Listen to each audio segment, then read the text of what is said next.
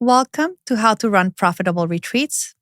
I am Lainey Cavazos, retreat strategist and host of the show for coaches, entrepreneurs, and transformational leaders who want to design retreats that actually make money. If you've ever put your heart into a retreat only to walk away exhausted or worse, broke, you are not alone. This podcast is here to change that. Each week, I'll bring you stories, strategies, and expert insights to help you create meaningful, transformational retreats that also support your business, your lifestyle, and your bottom line. Let's make your next retreat not just powerful, but profitable. All right. Welcome back to another podcast episode of How to Run Profitable Retreats. I am your host, Lainey Cavazos, and today I am so excited to have Marisa Wong here with me. She's the queen of experiences. She's a visionary, entrepreneur, speaker, and author, redefining what it means to live an extraordinary life. She is the founder and CEO of My World Experiences, and she has led over 250 transformational retreats and events for Fortune 500, 100 companies and global leaders. She is known for her contagious energy, and I can vouch for that because we just met and I already love her energy. She's very wise, right? And she really is very good at getting people to refuel before work burnout so they can reconnect with play. So, Marisa, thank you so much for being here today. Thank you for having me. I Yeah. appreciate you just even opening up the opportunity to come meet with you. Oh my gosh. Well, I love to bring experts into this podcast because this is a room for all of us retreat leaders, experience creators who are building transformation in the world to grow and expand, right? We can even call it elevate, even though it's a little bit of a fancy word. But I really love this podcast to be a place for people to see opportunities beyond what their eyes can see at the moment. So thank you so much for being here. I mean, it's an honor to have someone who has hosted over 250 retreats / experiences. We're going to be talking a little bit more about that as we go. Perfect.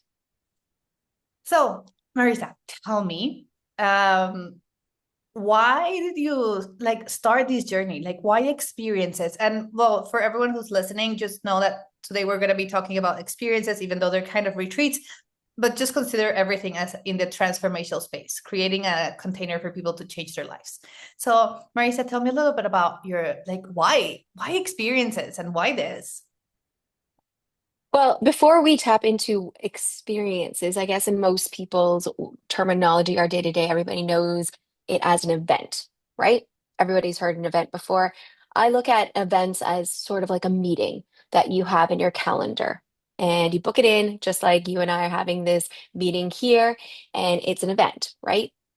But what we walk away with, similar to what you just mentioned, how we transform to who we were, 10 minutes ago to who we will be in the next 20 minutes.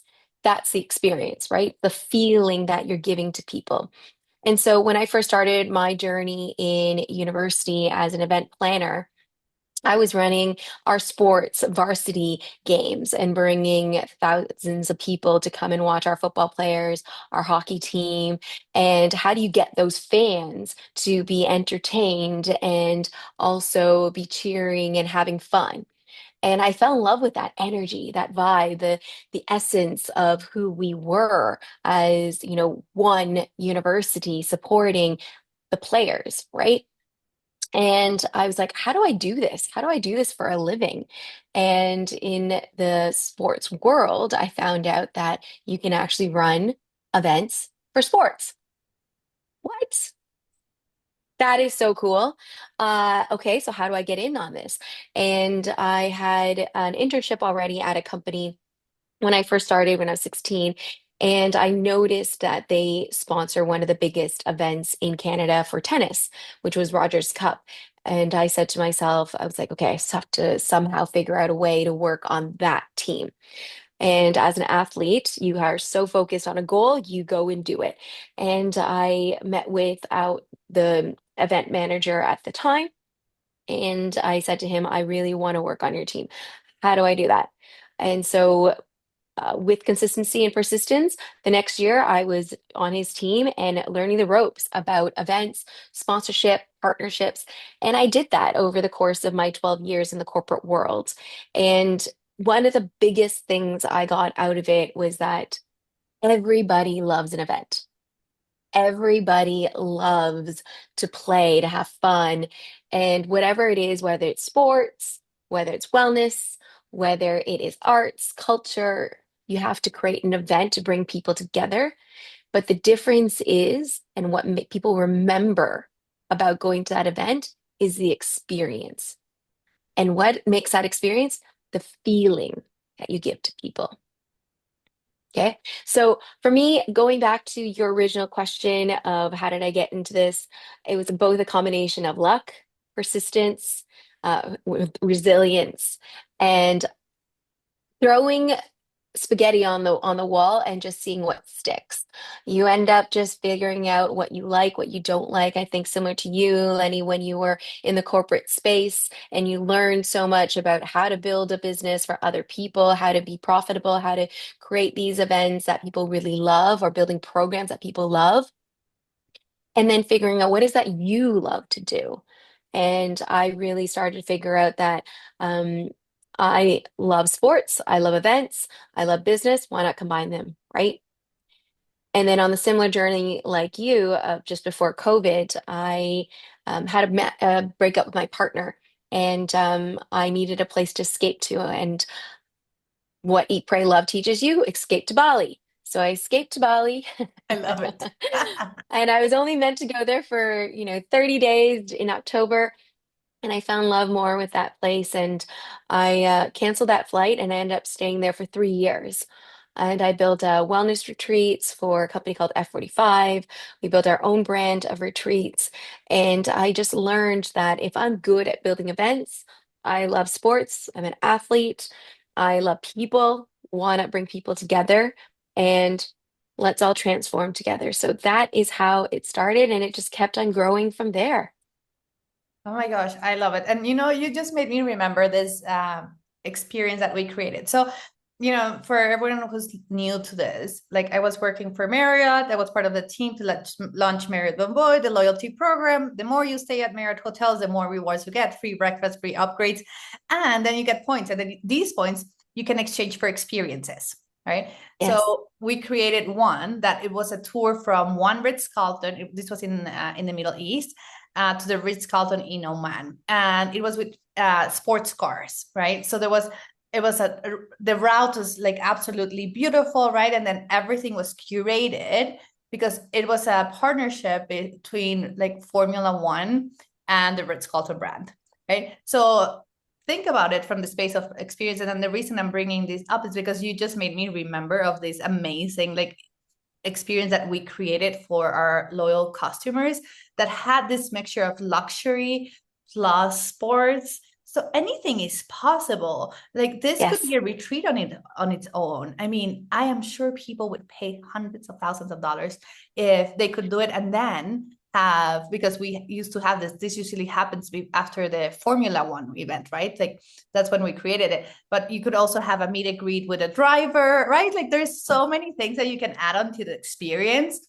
that will make someone's dream come true. Exactly. And that's the formula of our business is start off with what that event is, which it could be Formula One, or it could start off with like, I want to go to the Ritz-Carlton in Oman. Okay, go there. Now, what else is happening around there during the dates that you are there? What do you want to walk away with? What do you want to see, do, feel? Put all of that in there. And then you'll start to slowly build out your itinerary as well naturally. Because when you have the focus, the determination that I'm going to Ritz-Carlton Oman, I want to see this, I want to eat this, I want to feel like this, I also want to explore this. All those options come into place, and magically, boom, you have this itinerary. And all you need to do is then either go yourself, which I've done countless occasions, or bring some of your friends or your clients or even your family. People love experiences. And if you already have a plan, all you need to do is just tell people about it and they'll come and join you. I love this because it is so important. We go as a family, we go on family retreats. It's a little bit intense, I have Beautiful. to tell you. It's amazing, right? But it's intense because we like family. We have like all the dynamics, but then you're going doing it, and then we have like yoga because my brother is a yoga teacher, and then sometimes a friend comes and they do we sing mantras, and then sometimes I'll bring my instruments because I'm also a sound healer on the side. I mean, I don't really practice it it's not a business of mine, it's just something I love doing, and then everything comes together, but also it's about understanding, like, you know what, I don't want to see anyone right now, I'm on holidays, I spend so much time Yeah, with my family already. So like finding this like balance of creating a place where we're together, but at the same time you're not overwhelmed. It's just a beautiful dance when we're creating agreed. experiences. That's the rhythm, right? Is to be able to find your frequency, your own frequency, not what people have told you that you need to do. You need to go to work every day. You need to do, do your laundry. You need to pick up the kids. You need to do this. You need to go on your, see this person, all these appointments. But when you are able to remove yourself from your natural environment, and either you go with your family or go with whoever else you want to go with, excuse me, and when you get there, then you can sort of find that rhythm and path again that feeds your soul. And Mm. when I say that, I really mean it because we often forget that dialogue with ourselves, right? What is that we want? What do you want to do? What does Lenny want to see? Because we're often so focused as givers for other people, what they want. How can I serve them? But in these moments, it's so important to remember that what does what does Marisa want? How can I serve myself? Because when you refill that cup, it is then where we're able to give more plentifully to other people. Mm. Yeah, I really like this. And now you remind me of how much I have not done it like in the past 2 years because it's been so busy, but I used to travel by myself, right? And then just create and go to a place and just, go to the museum and spend as many hours as I wanted in the museum with no one saying, hey, I'm hungry or this and that, or waking up late or staying the whole day in the hotel room and just resting or going to the spa, Yeah. right? It's about Yes. building that life that you dream of. 100%. And it's really, well, I'm grateful that you shared this story and that you got reminded of that. And that's my purpose is to remind ourselves through our own experiences of what life is really about, right? Taking time for you. You give so much by creating these magical experiences and retreats for others. But when was the last time that Lenny took one? When have you gone on a solo trip? And if it's been 2 years, girl, it's time. Yeah. Time for you.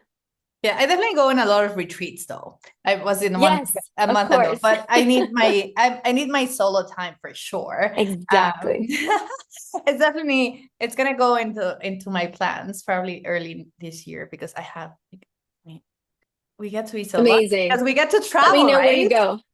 Yes, Yes. like I mean, we're recording this in November, but I'm going to Long Beach in like a couple of days, and then I come back, and then we go on a family cruise for Christmas, right? So there's all these things happening when we are really aligned with what we want to do. So for everyone who's listening, I want you to ask yourselves, what are you doing? Is it aligned? And are you actually running your business like a business? And this is a question that I always will ask everyone who's here in this when you're listening to this podcast episode, because so many times we're so good sometimes at creating the experiences, but then we don't know how to sell them or we don't know how to profit from them.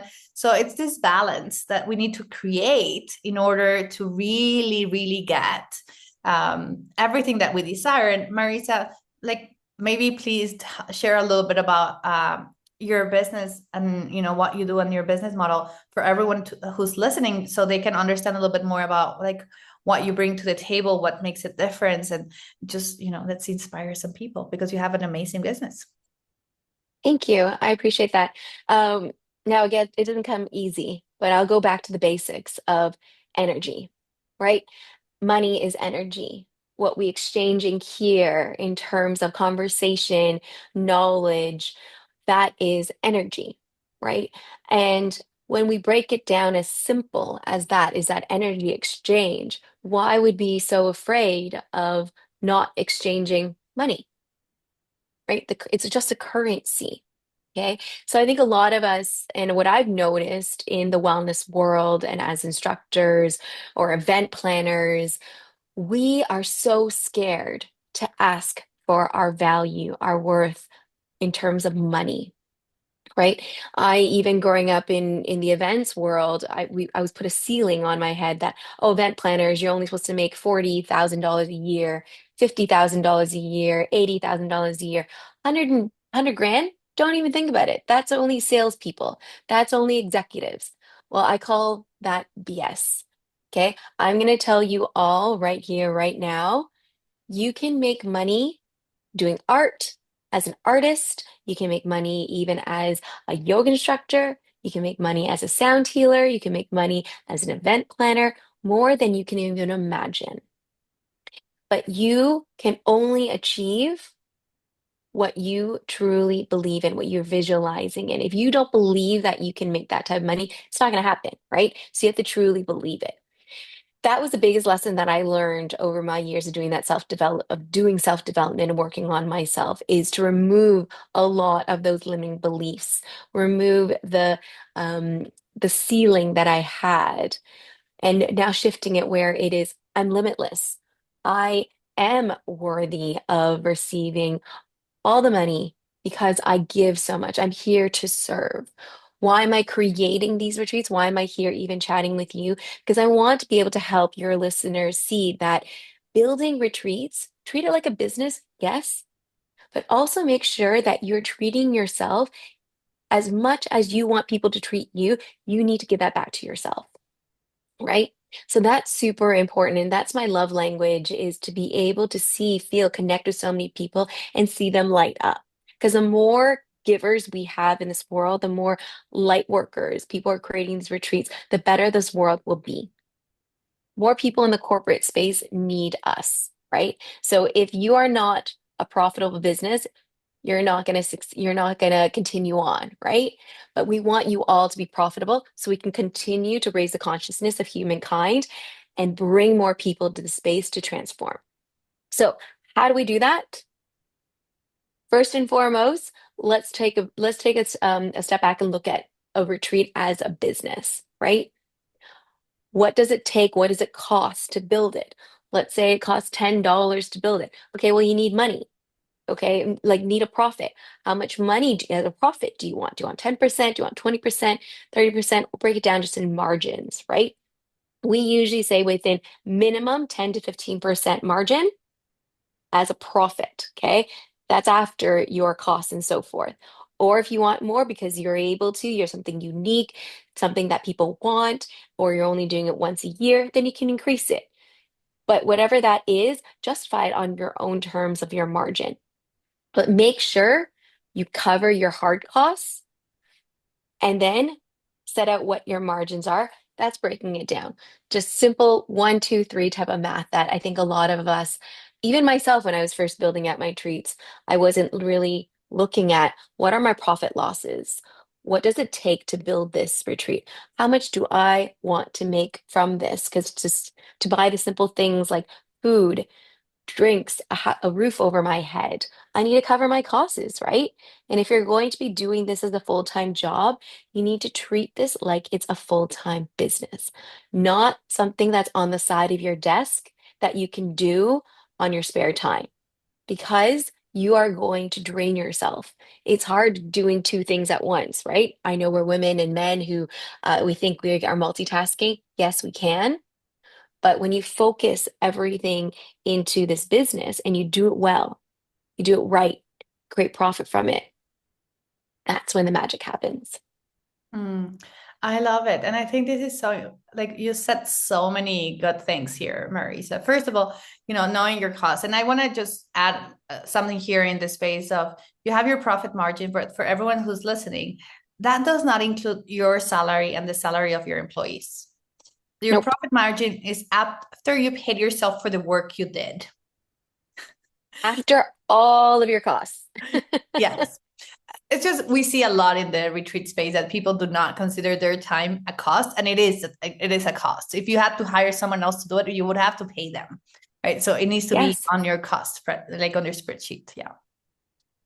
I One of the things that I did when starting up my business is that I paid everyone else but me. Mm. Whether I thought about it as being selfless, whether I thought about it as I want everybody else to be taken care of, yes, that's great. But remember when you are on the plane and your stewardess says, if this plane should go down, are you going to take that oxygen mask and give it to someone else first, or do you give it to yourself first? Mm-hmm. You We have to. have to give the exactly. You can't save anyone if you're not alive, right? So make sure you put the oxygen mask on yourself first. And then also look at, hey, how can I help others and be able to give them oxygen? Well, okay, let's create more opportunities. Okay, where are the costs? How can we add them into the overall cost? Okay, maybe not. Let's increase our margins even more after that, right? So there's a lot of balancing act, but the first thing is to look at what are your costs and count everything in it, including your own salary. Yeah, I think this is so important for everyone. And it's just a great reminder in general for all of us all the time. Like we need to remind ourselves because it's just so easy to just get excited and or and just get lose track because when you're your marketing team, your sales team, your everything team at the beginning of an entrepreneur journey, it can be very overwhelming. Now another thing that you said that I think it's so important here is how like putting these experiences together and retreats together can just be so rewarding for everyone who's attending and creating this experience that is something that you would actually attend yourself. I think this is so important because we do need to think about our ideal client and how we talk to them. And I want to just move this conversation a little bit towards that direction because your company is Marisa Wong experiences. Like, well, experience with Marisa is your Instagram handle, right? Experience with Marisa. So you can find her on Instagram, right? Already. But basically, I want to talk about this little thing that we spoke before we started this podcast episode on how you don't call your retreats, even though they're transformational containers. You call them experiences because your market is mainly corporate market. Why would you do that and not call it retreats? Well, first things first is words are very powerful, right? And if you look at the word retreat, you immediately think of, well, I'm retreating from something, right? And we don't want our customers, our guests to retreat from their lives. Yes, they could be escaping or they thinking that they need a retreat and so forth, but we want them to experience transformation. Okay. And then once they experience that transformation, when they go back to their normal environments, we want them continue to live and breathe what they learned on our trips and integrate it into their lives. So integration is super important. So for us, that's why we call them experiences, because we want people to feel, we want people to be able to rave about the experience that they had versus calling it retreat. Now, from a global marketing perspective, we still align with the word retreat because it's easily known, right? Call it whatever you may, a retreat, a corporate event, experience, a wellness getaway, an escape, whatever it is, make sure that you're giving them an experience. Okay. That's the fundamental root. And that's why we coined it experience for all the events that we do. Now, to your first question about corporates as our clients, we do cater specifically directly to the B2B market, which is business to business. So, like a company like a Google or a Samsung or let's just say a clothing brand would come to us and they would want to take 30 people to a unique remote location and so forth. Our client is that one person, right? Quote unquote, let's say company B, a company blue. Okay. And we then serve the 30 people directly. So for us, it's easier in that sense where I have one client and then we serve your 30 guests, right?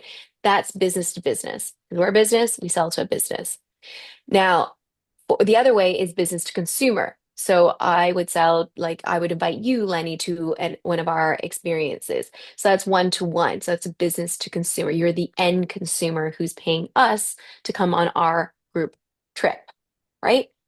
Now, now that I only have one to one with you, it could be a one to one experience. That's fine. Or I can bring you in with 29 other people to make up 30. Now, why do I focus on the business market? One, because that's my area of expertise of doing it for 12 years for one corporate company, but then also in the events industry for 25 years. It's something that I'm familiar with, right? And it's where my connections are and so forth. So I just stick to what I'm good at. For some people, they want to serve the individuals. That's okay too. We also serve the individuals. So we create retreats that are the leaders and executives that want to come on their own or maybe with a partner. Or we also have events that are privately curated. A husband wanted to do it for his wife for her 50th birthday. So we have those as well. We just cater to the leaders and executives and caregivers who want to either create an event for their company or for their family or for themselves and with their group of friends, whichever it is, we're flexible. But it's up to you as if you're when you're building out your business, to ask yourself, who do you want to serve? Who are you most comfortable with? And I like your question of, what does my customer want? That's really important because when you're creating these retreats, the itineraries, make sure it's catered to what they really want. What do they like? And ask them, send them a questionnaire, get to know your guests so that when they walk away, they feel like you've taken good care of them. Yeah, I think this is so important. And yeah, I've run retreats just business to business and private retreats for families and for events and all this like different things that have happened in my life. I mean, it's like an endless list of events because it's over like 100 events, I would say. And it's just so interesting because it's a completely different marketing strategy if you think about it. So I want to ask everyone who's here to just, really ask yourselves the questions. What do I want to serve? Do I want to be doing B2B or B2C? Because so many times what I see out there is they want to do B2B and they want to do B2C. And the reality behind the scenes is that they need to choose one Correct. because it's a completely different marketing strategy, sales method, language, right? Like, Yes. I mean, you mentioned like Samsung and Google, so I'm guessing at some point you worked with some of them, but could you go and tell them something like, oh, let's come and, raise your consciousness? And they'll be like, oh, yes, let's go. Or would they be like, what is she talking about? Well, again, a lot of the executives and folks in those organizations are actually more awakened than we think, right? That's how they're able to build such profound businesses that impact millions and billions of lives. The one thing of how do you connect with the decision maker is the most important thing in finding out what is it that they want? What's their main objective for even doing this, right? And oftentimes they know either they want to do something because their objective is to create better connection with my team or to have a moment to have an offsite to ideate about our next year strategy. But I want to add something that's a little bit different than our typical boardroom style. Okay, so there may be some more flexibility to ideate ideas. They have some sort of idea, or they may not. And then there's some folks who say, no, I'm very specific. I want to be able to go to Sedona. I need to have it on these days. I want to be able to have sound bath. I want to be able to have breath work. I want to be able to um, stay in this location. So there's some groups that are super specific. Again, as the curator of the experience, no matter what, whether they know it or they don't know it, get to know your guests so that you know exactly how to pick it out for them. I can't speak this enough is like we as human beings are always so fluffy sometimes. We're not very clear, specific about what we want. We don't know what we want. Okay, so we lean on someone else, right? So we as the planners need to do a really good job at listening really need to do a good job at finding out what is out there, being the experts in our field so that we can recommend the best experience for your end guest. I love this, Marisa. Thank you so much for being here today. And for everyone who's listening, just take a second to think about everything that we covered because we did cover a lot, right? About, basically what's an experience, right? How if B2B versus B2C, how you need to run your business like a business, know your numbers, right? And how you can create experiences and retreats from absolutely anything. And lastly, but not least important, how money is everywhere and you can generate money from whatever career path you choose to have. And that's so Exactly. liberating. It So, is. I yes. hope my years of experience in this industry helps at least one person in this community. And all I have to say is thank you, Lenny, for inviting me to come and join and speak and share the knowledge with your community. And I hope that we continue to step forth in our callings of creating more retreats and make them profitable so that we can impact more lives. I love it. And everyone who wants to connect with Marisa, just check her website, mwexperiences.com, and you'll have the link in the show notes. And I'll see you all next week. Thank you so much for being here, Marisa. Thank you, Lenny. And if anybody wants to connect on Instagram, it is Experience with Marissa with one S. So chat there. If any questions, send me a DM and I'm happy to chat with you. Yay, Sending amazing. love.